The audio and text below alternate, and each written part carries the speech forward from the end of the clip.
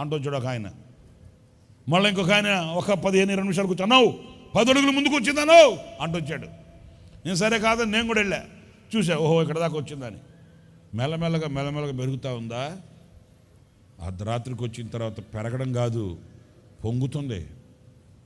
నా కళ్ళతో చూశాను, నీళ్లు లోపలికి వచ్చేసి ఇక్కడ దాకా వచ్చేస్తే వెంటనే ఇసుక బస్తాలు అడ్డేసేసి గేట్లు వేసేసాం.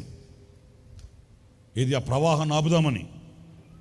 ఆ ప్రవాహం ఆ గేట్లు తగిలి ఆ ఇసుక బస్తాల మధ్యలో నుంచి ఆ ప్రవాహం పారుతుంటే ఆ ఘోష నా చెవులతో విన్నానండి.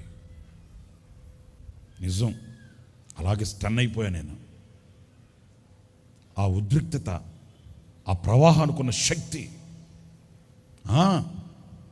అరే బాబోయ్, దేవుని చేతిలో సాధనంగా ఉన్న వాటికి ఎదురు ఎవరు నిలబడలేదు.